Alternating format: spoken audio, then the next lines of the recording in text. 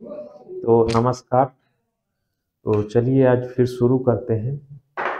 और मेन मैं तो सोचा था कि बैठ करके हो जाएगा, लेकिन इसमें कुछ ऐसे कंपोनेंट हैं जिनके बारे में बात करनी ज़रूरी है। और कुछ ऐसा है कि जो बैठ करके वही रेडियो जैसा ही यानी आवाज़ आएगी, और मैं काम करूँगा स्क्रीन पे तो ही समझ में आएगा। तो उससे पहले यहाँ पे जो कंपोनेंट हैं उनके बारे में, यहाँ पे यूएलएन है, एक यहाँ पे लगी हुई है 2003, इसके बारे में समझते हैं। और एक यहाँ पे एक आईसी यहाँ पे लगी हुई है, तो जिसे ईप्रोम बोलते हैं, इसे भी समझना ज़रूरी है। और इसमें तो नहीं है, एक आईसी यहाँ पे है जो सॉलिड स्टेट रिले होती है, इसके बारे में भी समझते हैं। तो ये दो को मैं पिन को जो है कैसे वर्क करता है उसे भी समझेंगे, और उसके बारे में अच्छी तरह से यहीं पे हम बात करेंगे। फिर आगे वैसे तो अभी बहुत कुछ रह गया है, जैसे लॉजिक गेट है, तो जैसे जैसे गेट आएंगे हम उनकी बात करेंगे। तो फिलहाल अभी हम जो शुरू कर रहे हैं, तो यहाँ पे मैंने आईसी बना दिया है, तो उसके अनुसार पहले यहाँ पे समझ लेंगे तो आसान हो जाएगा। क्योंकि जब तक ये नहीं समझेंगे तो आईसी आएगी तो हम कैसे पता करेंगे। तो ये हमें मतलब लगा कि ये पहले जानकारी होनी चाहिए, तब भी बोर्ड पे हम काम करेंगे। तो चलिए शुरू करते हैं। तो यहाँ पे आप देखिए, यहाँ पे देखिए तो हम्म, और देख रहा हूँ कि पता नहीं रिकॉर्डिंग, कभी कभी ऐसा होता है कि मैं बोलते जाता हूँ, इधर पता भी नहीं चलता है कि वो रिकॉर्डिंग हो रही है कि नहीं हो रही है, मिस्टेक हो जाता है। तो यहाँ पे देखिए, यह जो हम बोलते हैं कि सॉलिड स्टेट रिले है, तो पहले आईसी का जो ये नोच इस तरह से बना रहता है या डॉट रहेगा, तो जहाँ से डॉट रहता है वहीं से गिनती शुरू करते हैं। ठीक है, तो जैसे यहाँ पे है तो हम इसकी गिनती करेंगे, इधर से गिनती करेंगे। 1 2 3 4 5 6 7 8 9 10 11 12 13 14 15 16, यानी इधर से इस तरह से करते हैं, ऊपर से ऐसे। तो ऐसे हम गिनती करते हैं, चाहे कोई भी आईसी हो। ठीक है, जहां पे नोच बना रहता है या जहां पे डॉट रहता है वहीं से होता है। स्क्वायर वाली में जो स्क्वायर वाली आईसी होती है, इसमें भी होता है, तो उसकी पहचान एक और है। इसके ऊपर देखेंगे अभी यहाँ पे जो स्क्वायर में है, तो इसमें भी रहता है। स्क्वायर में हो चाहे जैसे भी हो, उसमें देखेंगे आप तो पहले तो ये कि इस तरह से रहेगी स्क्वायर में। ठीक है, तो जो भी लिखा रहेगा, मान लेते हैं कि इसका नाम ये है, ठीक है, कुछ भी नाम है, तो एकदम इस तरह से है तो पहला यहीं से स्टार्ट होगा। एक तो ऐसे पता चल जाता है, क्योंकि ये इस तरह से टेढ़ा हुआ लिखा हुआ नहीं रहेगा, जब भी रहेगा तो ऐसे रहेगा, तो हम यहीं से गिनती शुरू करते हैं इसमें इस तरह से। तो ये हमारी यूवेलन 2003 है। यूवेलन 2003 में 7 इनपुट देते हैं तो 7 हमें आउटपुट मिलते हैं। ठीक है, लेकिन ये है क्या चीज, तो ये वही चीज है, ये कह सकते हैं कि यही चीज है हमारा। ठीक है,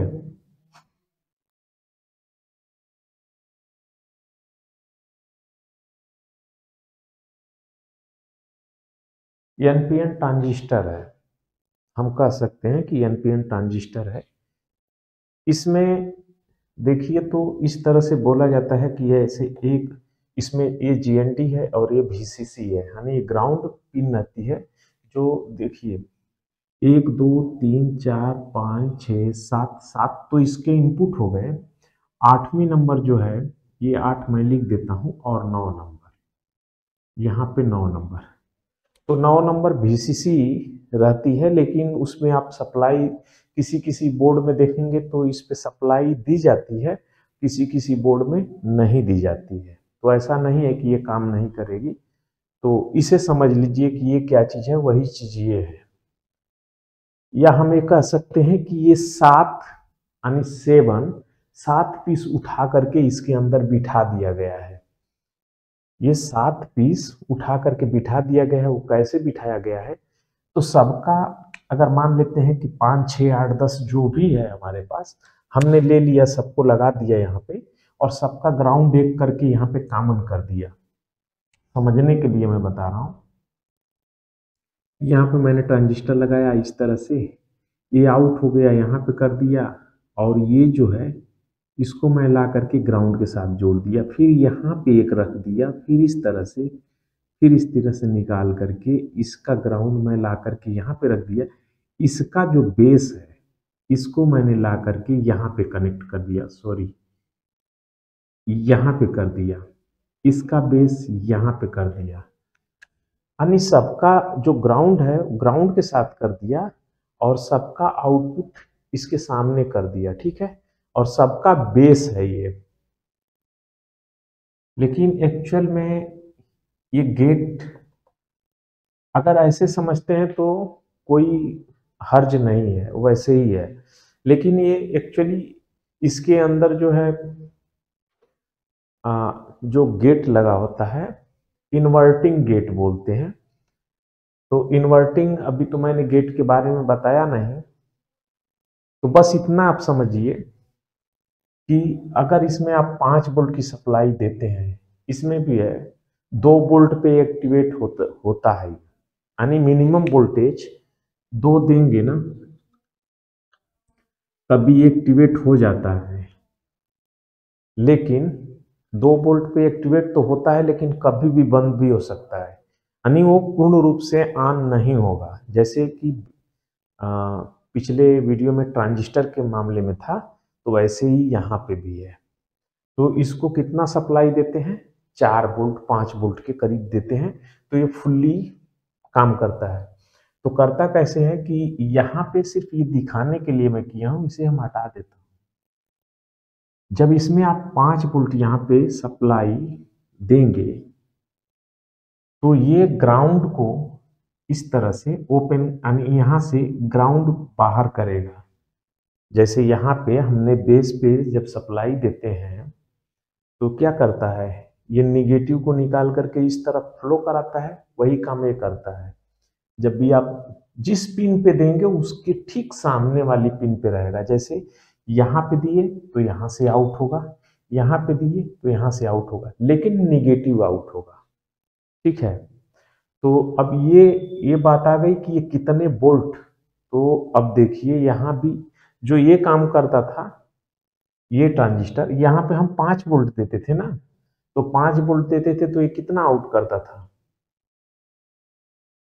ये आउट उतना करता था जैसे कि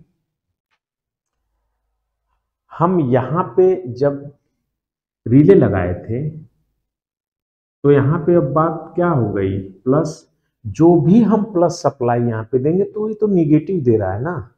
तो अगर हम 15 वोल्ट की रिले लगाए हैं तो कोई फर्क नहीं पड़ता, ये निगेटिव आउट करेगा। वैसे ही यहाँ पे है, 5 वोल्ट आपने दिया तो यहाँ पे कितना आउट करेगा ये मायने नहीं रखता है, अब तो ये निगेटिव आउट करेगा ना। तो जो बाहर आप जो भी कंपोनेंट इससे जोड़ के रखे रहेंगे, कोई रिले है तो 12 वोल्ट की है तो 12 वोल्ट आउट हुआ। 12 वोल्ट आउट होने का मतलब कि जब निगेटिव जा रहा है, यहां से देखिए कि जब ये निगेटिव फ्लो हो रहा है तो 12 वोल्ट रखिए चाहे 15 वोल्ट रखिए चाहे 20 वोल्ट रखिए, कोई मायने नहीं रखता ना। वैसे ही ये निगेटिव गया यहाँ पे, तो ये कितने पे 15 वोल्ट पे है तो 15 वोल्ट हो गया ना, यहाँ पे ग्राउंड ही आया ना, तो ग्राउंड आउट करती है ये। तो जब ग्राउंड आउट करती है तो कितना वोल्ट, वो अब मायने ही नहीं रखता है यहाँ पे। अब मायने आपका रखता है कि आउटपुट आप क्या लगा रहे हैं। अगर समझने में कंफ्यूजन हो रही है तो फिर मैं वापस बता रहा हूं। यहाँ पे यदि 5 वोल्ट की हमने रिले लगाई है, तो यहाँ पे हमने 5 वोल्ट सप्लाई जब भी दिया तो ये तो हमारा ऑन हुआ, वैसे ये ऑन हुआ। अब इसमें ये 5 वोल्ट लगाए तब भी ये निगेटिव ही आउट करेगा, यहाँ तक जी आया ग्राउंड।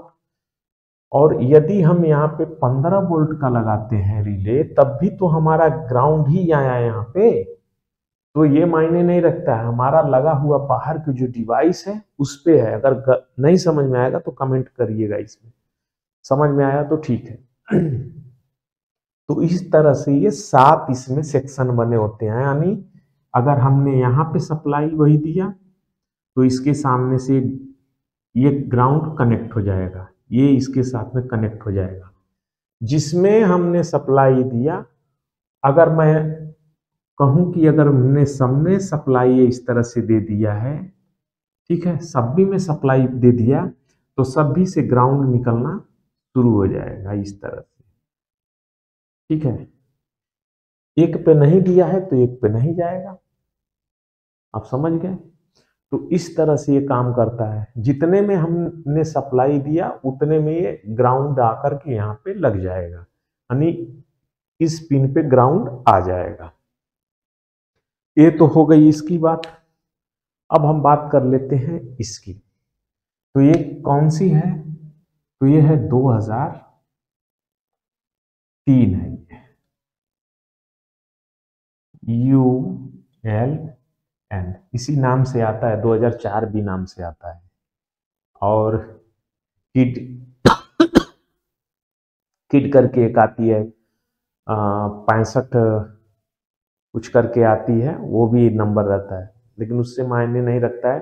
वो जैसे ही आपका लगा हुआ बोर्ड में रहेगा तो हम उसी अनुसार देखेंगे कि इसका जैसे है यहाँ पे, तो आगे लगा हुआ क्या है, वहां पे अगर प्लस सप्लाई है तो अब इसको निगेटिव चाहिए, उसको पकड़ के हम आएंगे कि हमें क्या यहाँ से निकलना है। वो सर्किट में पहचानने के लिए मैं बताऊंगा जब इस सर्किट लेके बैठेंगे तब। तो ये हो गया 2003 का। अब हम आ जाते हैं यहाँ पर। तो इसे समझने के लिए थोड़ी सी हमें ये करना होगा कि जो ये आईसी होती है, लगता है मुझे जुकाम होगा।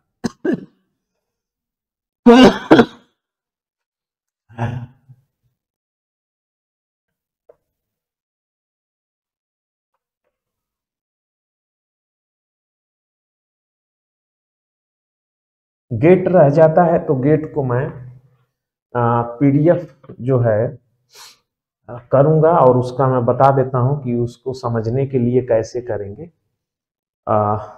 मैं पीडीएफ बना करके आप लोग को दे देता हूं, तो उस पीडीएफ को आप लोग देख लीजिएगा। कोई भी सप्लाई यदि ऑन रहती है तो उसे 1 बोलते हैं, बंद रहेगी तो उसे 0 बोलते हैं, ठीक है।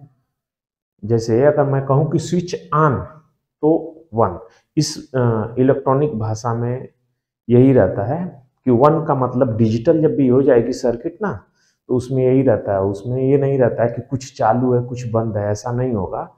उसमें 1 बोलेंगे या तो 0 बोलेंगे। 0 का मतलब बंद और 1 का मतलब कि ऑन, यानी स्विच ऑन हुआ तो हम बोलेंगे 1 है, और स्विच 0 है यानी बंद है तो उसे बोलेंगे 0। यहाँ पे देख लेते हैं, तो ये ईप्राम है। ईप्राम का नंबर कौन सा होता है, तो बहुत से नंबर आते हैं, 24C02, 24C02, 24C04, 24C08, 24C16, इस तरह से रहता है। इसके अंदर जो मेमोरी होती है उसकी बात होती है, इसे मेमोरी भी एक तरह से बोलते हैं। तो इसमें हमारे जो बोर्ड में लगा हुआ ये आएगा, तो आपको इस तरह से इतनी पिने नहीं आपको मिलने वाली है, इस तरह से नहीं रहेगा। ये जब भी प्रोग्राम इसका किया जाता है, जब भी प्रोग्रामिंग की बात आएगी, इसके अंदर प्रोग्राम डाला जाता है या फीड किया जाता है, तब इसको ऐसे समझते हैं, नहीं तो ये हमको इस तरह से नहीं मिलने वाली है। ये तो इसका नाम है पिनों का, तो ये कैसा है कि G ग्राउंड है, और वो जो पहले जो पिनों की थी A1 A2 A3 ऐसे था ना, जैसे A0 A1 A2, तो इसमें क्या होता है कि जब भी प्रोग्राम करते हैं उसी समय उसका इस्तेमाल होता है, जब प्रोग्राम करके निकाल लेते हैं तो उसका काम खत्म हो जाता है। तो ये बोर्ड में हमें लगे हुए मिलेगा, तो ये इस तरह से ग्राउंड रहेगा, सब भी पिनें ग्राउंड रहेंगी।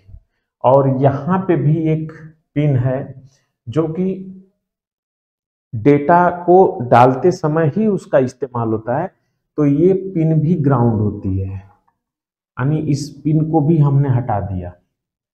अब रह गई बात कि कोई भी आईसी है उसे चलने के लिए तो वोल्टेज की जरूरत है, कोई भी आईसी हो उसे चलने के लिए खुद के लिए वोल्टेज चाहिए।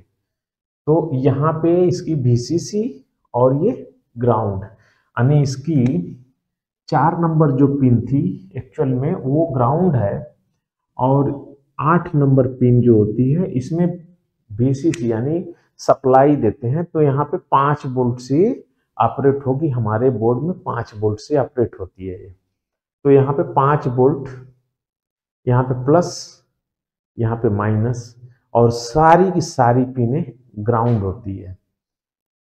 अब बचती है यहाँ पे 2 पिनें, क्योंकि ये तो 5 वोल्ट की सप्लाई होगी, अब ये 2 पिन है SCL और SDA। तो इससे क्या होता है कि जो हमारा माइक्रो कंट्रोलर होता है ना, ये इसको जो है जब ये ऑन होता है तो ये सबसे पहले जो है इसी से बात करता है, इससे पूछता है कि क्या मतलब क्या है, कैसे चलना है, मतलब एक बोलचाल की भाषा में मैं बोल रहा हूँ, ऐसे नहीं कि वो पूछता है। पूछने की वही टेक्निक होगी। तो वोल्टेज में पीसीबी देखिए, सबसे पहले तो दिमाग में एकदम पूरा बैठा लीजिए कि पीसीबी, इसको जो है एक ही भाषा समझ में आती है इसका, इससे कुछ पूछना हो तो वोल्टेज दीजिए, ये जवाब देगी तो वोल्टेज में ही देगी, बस इसके अलावा कुछ नहीं जानती है। तो ये दिमाग में बैठा लीजिए कि इसको वोल्टेज देना है और वोल्टेज ये वापस जवाब के रूप में वोल्टेज ही देगी। तो ये इस पिन से एमसीयू से कम्युनिकेशन करती है, यानी डेटा भेजना और रिसीव करना। तो इसके अंदर जो प्रोग्राम होता है, जैसे आपने रिमोट से चलाया, 24 पे रखा हुआ है या 15 पे रखा हुआ है, तो उस जगह पे 15 पे है, तो जैसे ही आप स्टार्ट करेंगे ये चीज ज्यादा आपको मिलेगा वॉशिंग मशीन के पीसीबी में। वॉशिंग मशीन की पीसीबी हो गई, और इन्वर्टर में तो ज्यादा है, इन्वर्टर में ज्यादा आएगा। जब इफेक्चुएशन होता है तो ईप्राम इरेज हो जाता है।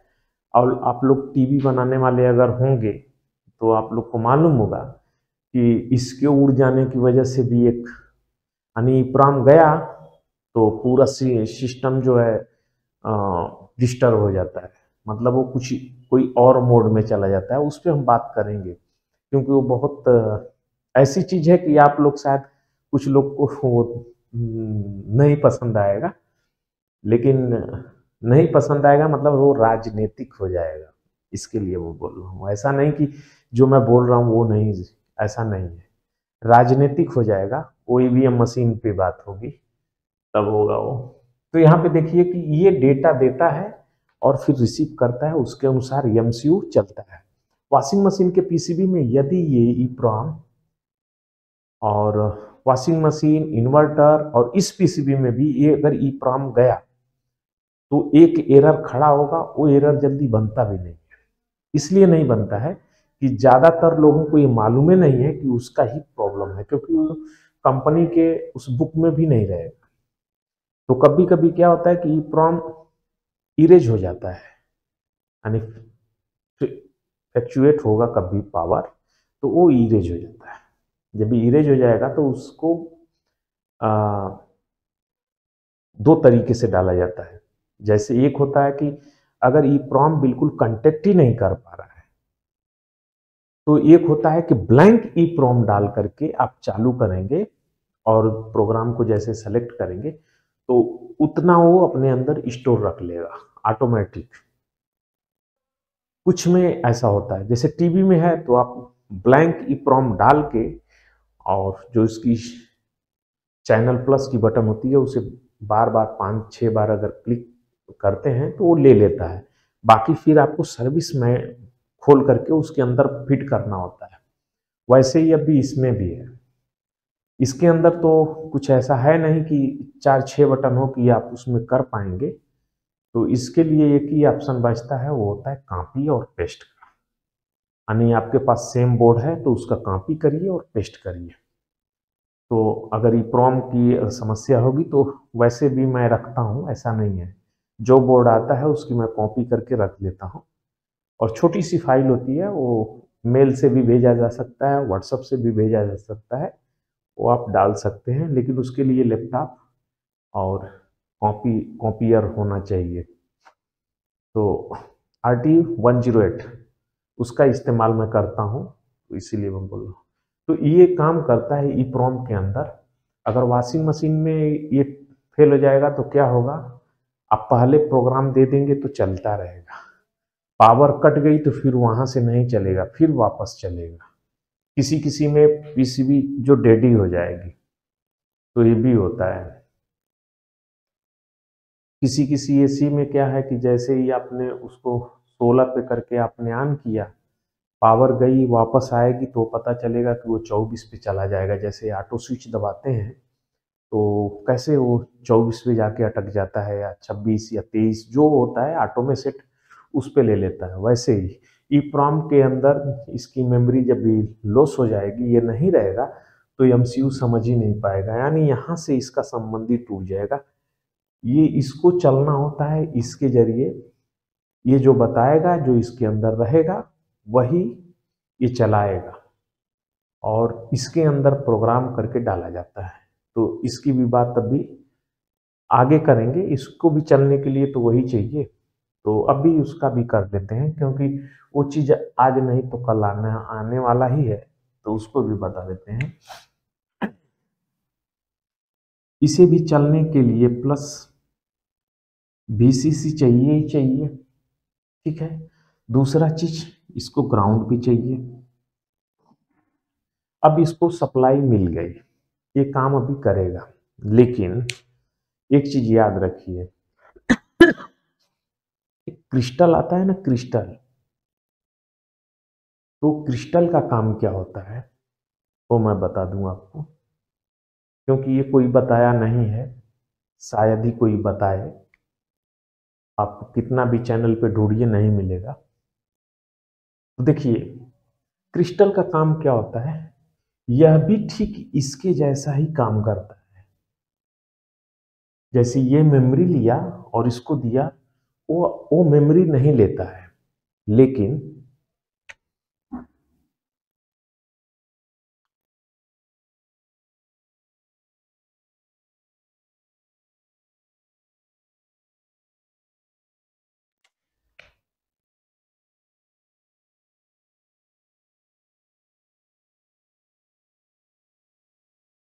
तो यहाँ पे देखिए मैंने 1/2 लिखा है, और यहाँ पे यह भी MCU है, यह भी MCU है। इन दोनों को मिला करके एक ही में रख दीजिए। तो अभी मान लेते हैं कि यहाँ पे मैंने इसको एक साथ में जोड़ दिया है, ठीक है। इसे मैंने एक साथ में जोड़ दिया ताकि कंफ्यूजन ना हो, ठीक है। मैंने जोड़ दिया, ये ग्राउंड 2-3 पिन पे आती है, ऐसा नहीं है। VCC दे दिया। अब इसको जो है MCU 1/2 किया हूँ, आधा किया हूँ, और यहाँ पे भी किया हूँ। इसका क्रिस्टल का काम क्या होता है, कुछ चीज ऐसा है कि जो MCU में हर जगह पे नहीं रहेगा। यानी MCU ऐसा नहीं है कि पूरा एक ही बार में वो पूरा काम कर ले, नहीं। तो उसके लिए क्या होता है कि MCU एक फ्रीक्वेंसी, एक स्पीड होती है। जैसे मैं बोल रहा हूं तो मेरी स्पीड अभी कुछ नॉर्मल है, हो सकता है आपका टोन स्पीड ज़्यादा हो, किसी और का और ज़्यादा हो। तो वही जो होता है, जो क्रिस्टल का जो बोलते हैं ना कि ये 4 मेगाहर्ट का है, नहीं 4 का है, फिर बोलते हैं 8 मेगाहर्टेज का है, 16 मेगा हर्टेज है, 20 है, 10 है। तो हर्टेज जो होती है उसकी जो फ्रीक्वेंसी है ना, तो उस फ्रीक्वेंसी पे ये काम करता है। तो जब उस पे काम करता है तो उसके लिए अगर मान लेते हैं कि ये कम्युनिकेशन वाला हो गया, आपके हाथ में जो रिमोट है वो तो इसमें है, ये कम्युनिकेट कर रहा है उसके जरिए। लेकिन ये जो होता है परफेक्ट सबको चलाने वाला है। तो इसके और इसके बीच में कम्युनिकेशन होता है, वही काम कराता है क्रिस्टल। तो क्रिस्टल जब भी लगता है,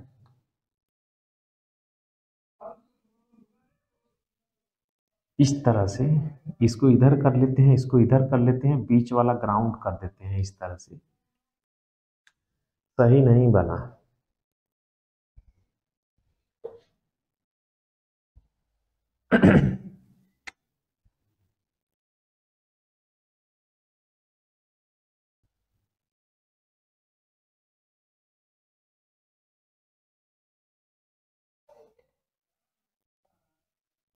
तो ये हमारा क्रिस्टल हो गया, मैं यहाँ पे लिख देता हूँ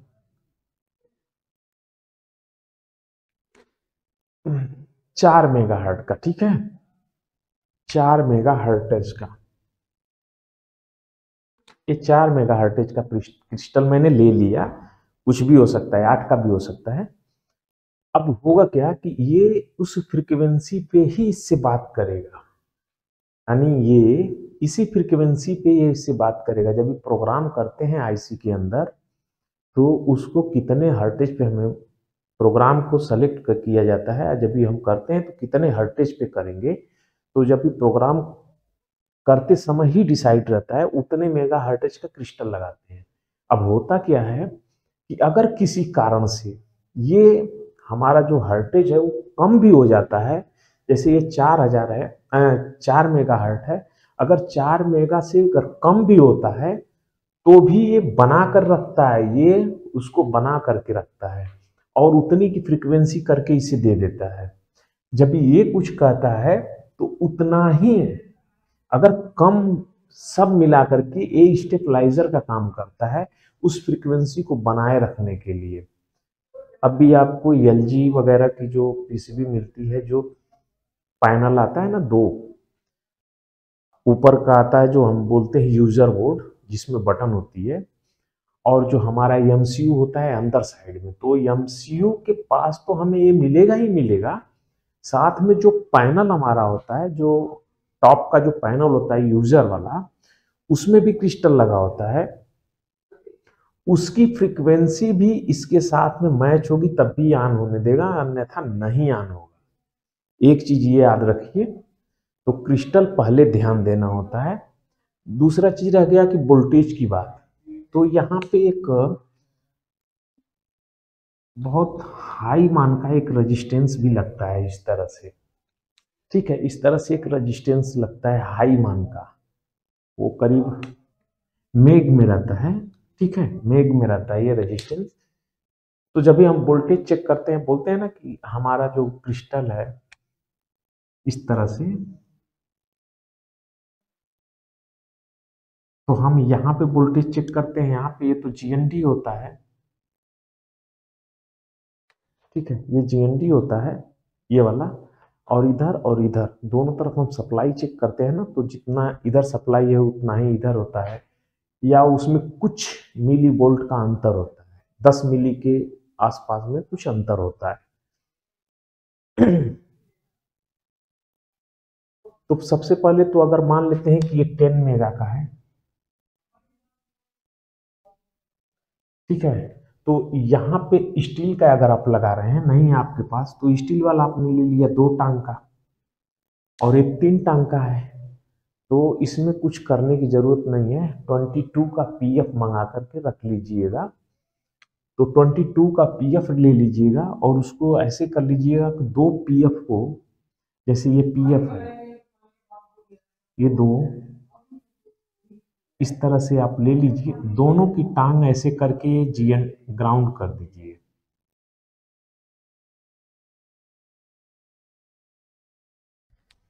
ग्राउंड कर दीजिए और एक टांग इसके साथ में जोड़ दीजिए और दूसरी टांग इसके साथ में जोड़ दीजिए और फिर लगा दीजिए, ये GND कर दीजिए। तो सेम वही होगा। अगर इधर से ऐसे करते हैं तो ऐसे कर लीजिए, ये आया, और इधर से कर लीजिए ऐसे तो ये आया। ये हमारा GND हो गया। तो इस तरह से भी कर सकते हैं।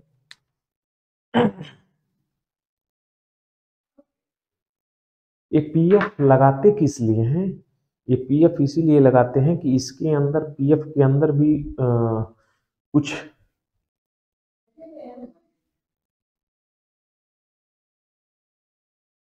कैपेसिटर के गुण रहते हैं। और दूसरा चीज, अगर जो कुछ फ्लक्चुएशन आता है तो उस समय ये अगर सिर्फ ये अगर रहेगा तो अनबाइलेंस होता है। तो होता क्या है कि डिस्टर्ब हो जाता है, इस फ्रीक्वेंसी को बराबर वो नहीं कर पाएगा। दूसरा चीज क्या है कि अगर 10 है उसके बदले 8 अगर डाल देते हैं, कम डाल देंगे, तो फिर इसकी स्पीड खत्म हो जाएगी। जैसे अगर मान लेते हैं कि अगर ये लगा हुआ है तो कोई बटन अगर दबाएंगे, कुछ हो रहा है प्रोग्राम, तो मैं बता रहा हूँ 1 2 3 4 5 6 1 2 3 4 5 6 इस तरह से चलेगा। लेकिन अगर जो वहां पे गलती से आप 8 का डाल देंगे, 8 का, तो कहेगा 1 2 3 4 5 6 1 2 3 4 5 6। आप समझ गए? अगर जो ये क्रिस्टल 10 का है, अगर 10 का ही आप डाल रहे हैं तब तो बिल्कुल 1 2 3 4 5 6 1 2 3 4 5 6। लेकिन अगर जो गलती से आपने 8 का डाल दिया तो 1 2 3 4 5 6